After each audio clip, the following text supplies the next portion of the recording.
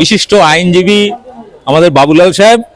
আজকে টপিক, কারণ আপনারা জানেন গত কয়েকদিন ধরে মুর্শিদাবাদে জঙ্গি খুঁজে বেরিয়েছি, আমি পাইনি অবশ্য, কিন্তু আমাদের বাবুলাল সাহেব বলছেন তিনি নাকি জানেন ভারতবর্ষে সবচেয়ে বড় জঙ্গি সংগঠন আর কারা কারা জঙ্গি, তার কাছে খোঁজ আছে, আমরা খোঁজ নেব। কি বলবেন এই মুহূর্তে? আমি তো মুর্শিদাবাদে গেছি, আপনারা দেখেছেন সবকিছু, তো মুর্শিদাবাদে খুঁজে পাইনি। তো ব্যাপারটা হচ্ছে আপনার চোখে ভারতবর্ষে সবচেয়ে বড় জঙ্গি সংগঠন কে এবং কেন?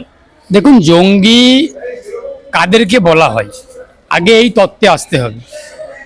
যারা সন্ত্রাসে বিশ্বাস করে, যারা সন্ত্রাসী মানসিকতা নিয়ে চলেন, তাদেরকেই এক কথা জঙ্গি বলা হয়। যারা মানুষকে খুন করছে, হত্যা করছে, কোথাও জয় শ্রীরাম স্লোগান দিয়ে মানুষকে মারা হচ্ছে, কোথাও জয় হিন্দ স্লোগান দিয়ে মানুষকে মারা হচ্ছে, কোথাও আবার মানে কি বলবো, জয় শ্রীরামটা দিয়েই বেশিরভাগ সময় দেখেছি আমরা ইউপি বা বিহার বা মধ্যপ্রদেশ, হরিয়ানার দিকে দেখেছি, এর আগে ঘটনা বিভিন্ন ঘটনাতে আমরা দেখেছি। সুতরাং এই পরিস্থিতির মধ্যে দাঁড়িয়ে এই ভারতবর্ষে যে ভারত ভূখণ্ড, এই ভারত ভূখণ্ডের মধ্যে সবথেকে বড় জঙ্গি সংগঠন আমি মনে করি ভারতীয় জনতা পার্টি। ওই ভারতীয় জনতা পার্টি, ওরা পলিটিক্যালি ভারতীয় জনতা পার্টি, কিন্তু আদতে ওরা হচ্ছে বিজেপির ফুল ফর্ম হচ্ছে ভারতীয় জঙ্গি পার্টি। তার কারণ যত সন্ত্রাস, রাহাজানি, খুন, ধর্ষণ, দাঙ্গাবাজদের দাঙ্গা, দুর্নীতি, কেলেঙ্কারি গোটা ভারতবর্ষ জুড়ে দেখতে পাবেন। আপনি মধ্যপ্রদেশে যান, আপনি গুজরাটে যান, আপনি রাজস্থানেতে যান, আপনি ইউপিতে যান। উত্তরপ্রদেশকে যোগী আদিত্যনাথ ক্রমে, এর আগেও একাধিকবার বলেছি, উত্তরপ্রদেশটাকে যোগী আদিত্যনাথ ক্রমেই ধর্ষণ প্রদেশে পরিণত করেছে। সুতরাং ধর্ষকদের দল, জঙ্গিদের দল ভারতীয় জঙ্গি পার্টি। বিজেপি হলো ভারতীয় জনতা পার্টি নয়, ভারতীয় জঙ্গি পার্টি। এটা নতুন করে বলার কোনো অপেক্ষা থাকে না। ভারতের মানুষ উপলব্ধি করছে যে কারা জঙ্গিদেরকে মদত দিচ্ছে। ভারতের আন্তর্জাতিক সীমান্ত, ভারতের সীমান্ত পার করে বাংলাদেশ থেকে, পাকিস্তান থেকে, আফগানিস্তান থেকে জঙ্গিরা দেশে প্রবেশ করছে, আর ভারতের সেনা, ভারতের বিএসএফ কি করছেন ওখানে? তাহলে এটা খুব বাংলা কথা, খুব স্পষ্ট কথা। বিএসএফ থাকার সত্ত্বেও, বর্ডার সিকিউরিটি ফোর্স থাকার সত্ত্বেও কিভাবে আন্তর্জাতিক সীমানা পার করে ওপার বাংলা থেকেও বা ভিন দেশ থেকেও ভারতবর্ষের মাটিকে কিভাবে জঙ্গিরা ব্যবহার করছেন? তাহলে এর দায়টা নিঃসন্দেহে শুধুমাত্র কোনো রাজ্য সরকারের নয়, কেন্দ্রীয় সরকারের দায়ী। কারণ বিএসএফটা রাজ্য সরকারের না, বিএসএফটা কেন্দ্রীয় সরকারের। এই যুক্তিতে যখন কেউ আসবে, তখন মানুষের কাছে খুব জল আর দুধটা পরিষ্কার হয়ে যাবে যে আদতে আসলে বিজেপির ফুল ফর্ম হচ্ছে ভারতীয় জঙ্গি পার্টি। এটা তো একটা রাজনৈতিক ব্যাখ্যা হয়ে গেল, কিন্তু আমরা বর্তমানে যেটা দেখছি যে পশ্চিমবাংলা শুধু নয়, ভারতবর্ষের বিভিন্ন প্রান্ত থেকে, বিভিন্ন প্রান্তে, যেমন কেরল থেকে কয়েকজন বাঙালি মুসলিম শ্রমিককে তাদেরকে জঙ্গি বলে ধরলো। এর আগে অন্যান্য রাজ্য থেকে ধরেছে। সম্প্রতি আমরা পশ্চিমবাংলার বিভিন্ন রাজ্যে, বিভিন্ন জেলায়, বিশেষ করে মালদা, মুর্শিদাবাদ, এই দুটো জেলায় বিভিন্ন পরিযায়ী শ্রমিক হোক কিংবা কৃষক হোক, তাদেরকে ধরে নিয়ে যাচ্ছে এসটিএফ, এই বাংলা থেকে তুলে নিয়ে যাচ্ছে। সেখানে আমরা গিয়ে গ্রাউন্ড রিপোর্ট নিয়ে ভালো করে খোঁজখবর নিয়ে দেখলাম যে তারা এতটাই নিরীহ, এবং তার মধ্যে তো মনিরুল শেখ বলে যাকে ধরা হলো, তাকে মিডিয়ায় দেখানো হচ্ছে যে সে জাল পাসপোর্ট তৈরি করার মাস্টার মাইন্ড। কিন্তু আমরা বাস্তবে গিয়ে দেখলাম সে আঙ্গুটা ছাপ, মানে সে লেখাপড়ায় নিজের নামটা পর্যন্ত সই করতে পারে না। এসটিএফ যে তার বাড়িতে রেড করলো, তখন যে সিজার লিস্ট দিয়েছিল, সিজার লিস্টে সই করতে পারেনি, আঙুলের ছাপ দিয়েছে। তার কোনো পাসপোর্ট নেই।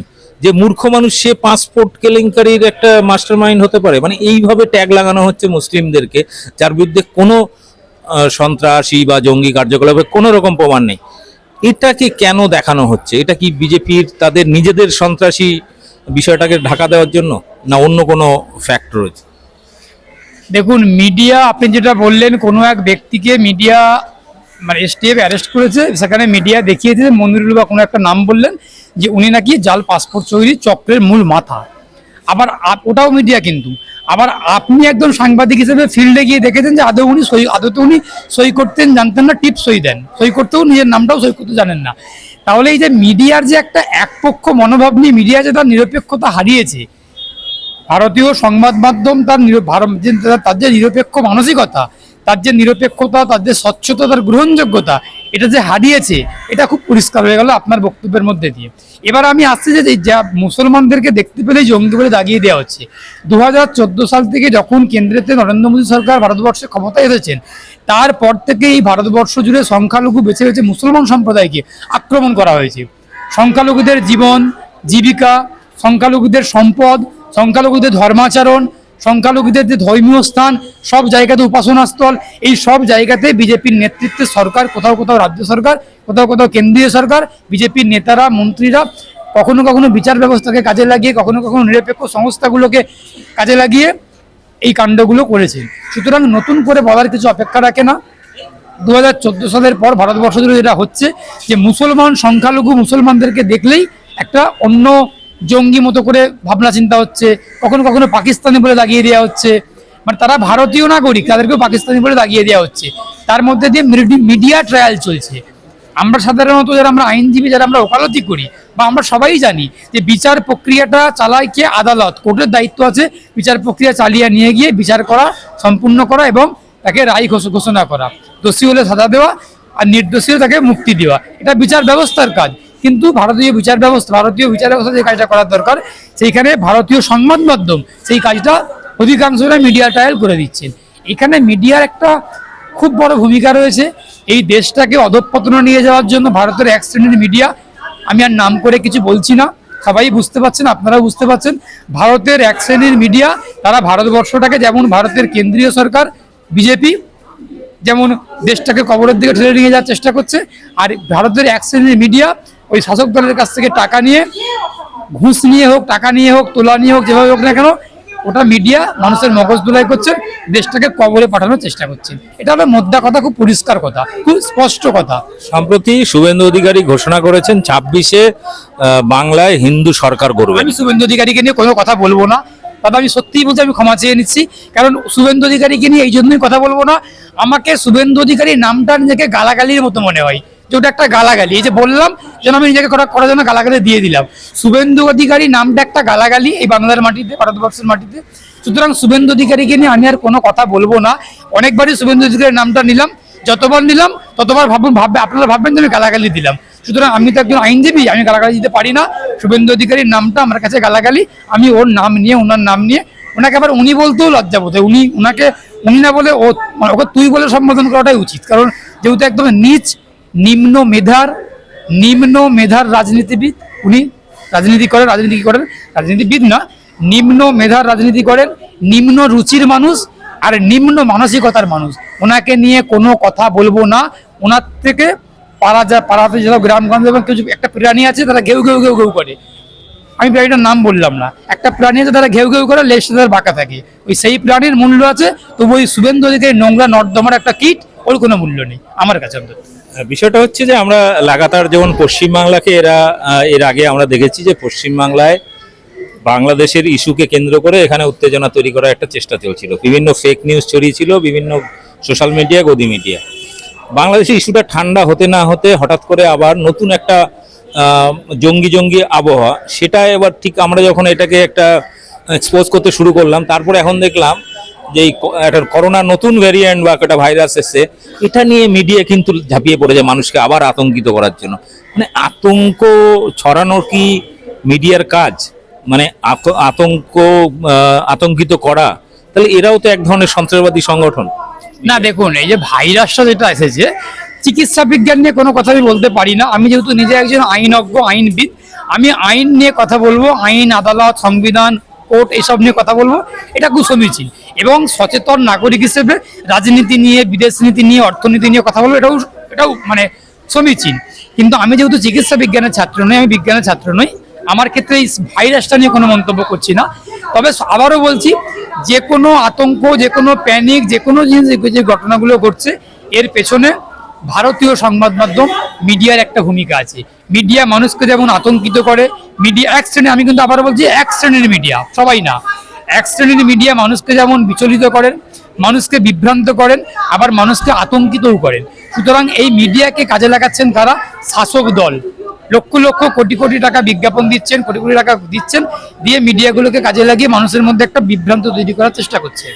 এখন দেখুন, পাকিস্তান, ভারত ভারত, বাংলাদেশ, হিন্দু, মুসলমান, মন্দির আর মসজিদ, এই 4টে টপিক ছাড়া ভারতবর্ষের মাটিতে বিজেপির টিকে থাকার কোনো টপিক আর নেই। বিজেপিকে টিকে থাকতে গেলে ভারত পাকিস্তান করতে হবে, ভারত বাংলাদেশ করতে হবে, হিন্দু মুসলমান করতে হবে, আর মন্দির মসজিদ করতে হবে। এইগুলো না করলে কখনোই ভারতবর্ষের মাটিতে বিজেপি এক চিল টিকে থাকতে পারে না। বিজেপির বিদায়ী ঘন্টা বেজে গেছে, বিজেপি বুঝতে পারছেন প্রতি ক্ষণে ক্ষণে, সেই জন্য এইসব কাণ্ডগুলো, এইসব কথাবার্তাগুলো মিডিয়ার মাধ্যমে প্রচার করার চেষ্টা করছে। এই এক শ্রেণীর মিডিয়া বিষাক্ত ভাইরাসের থেকেও বিষাক্ত।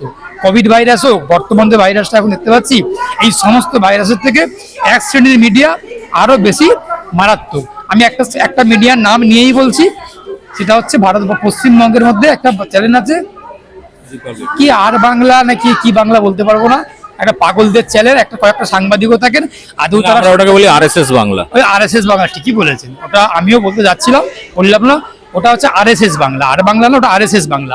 সুতরাং পাগলদের একটা চ্যানেল, যারা দেখেন তারাও এক শ্রেণীর উন্মাদ, আর যারা সাংবাদিকতা করেন তারাও এক শ্রেণীর উন্মাদ। আসলে ওদের শিক্ষাটা ওরা, আপনারা সাংবাদিকতা নিয়ে কেউ পড়াশোনা করেছেন, কেউ মাস্টার্স করতে মাস কমিউনিকেশনে, কেউ গ্র্যাজুয়েশন করেছেন, আর ওদের যারা থাকেন ওরা হচ্ছে গোবর নিয়ে PhD করেছেন, কেউ কেউ গোমূত্র নিয়ে PhD করেছেন। সুতরাং এইসব করে সাংবাদিকতা করে উন্মাদদের চ্যানেল RSS বাংলা, আর বাংলা, আর উন্মাদরাই দেখেন, আর কিছু বলছি না। ধন্যবাদ। তো আপনারা শুনলেন এই বিশিষ্ট আইনজীবী বাবুলাল, তিনি বলছেন যে শুভেন্দু অধিকারী সম্বন্ধে তিনি বলবেন না, সেটা গালাগালির সমান। উল্টে জঙ্গি খেলা, এটা বিজেপির টিকে থাকার জন্য নতুন ধরনের একটা আতঙ্ক প্রচার করা, তার জন্য সঙ্গ দিচ্ছে গদি মিডিয়া। এটা নিয়ে বিজেপি বাঁচতে চাইছে, কারণ বিজেপির কাছে আগামী দিনে মানুষের কাছে ভোট চাওয়ার বা ক্ষমতায় টিকে থাকার মতো কোনো ইস্যু নেই। এটা কিন্তু পরিষ্কার, আমিও বারবার আমার চ্যানেলের মাধ্যমে বলেছি। যাই হোক, আমার সঙ্গে সহমত অন্তত এনার বক্তব্য আপনারা শুনলেন। অর্থাৎ বিষয়টা হচ্ছে, আমি যেই বিষয় নিয়ে বলি, এই বিষয়টা কিন্তু একমাত্র আমি বলছি না, সচেতন মানুষ কিন্তু এই বক্তব্যটাই রাখে। যাই হোক, এই বিষয় নিয়ে আরো বিভিন্ন আপনাদের যদি প্রশ্ন থাকে সেগুলো কমেন্ট বক্সে দেবেন, এবং পরবর্তীকালে আবার এনার কাছ থেকে বিভিন্ন বিষয় নিয়ে মন্তব্য নেব। আজকের মতো এতটাই, সবাই ভালো থাকবেন, আর ভিডিওগুলো ব্যাপক শেয়ার করুন, আর আমার চ্যানেল বং নিউজ লাইভ সাবস্ক্রাইব করে রাখুন, কাজে লাগবে। ধন্যবাদ আপনাকে।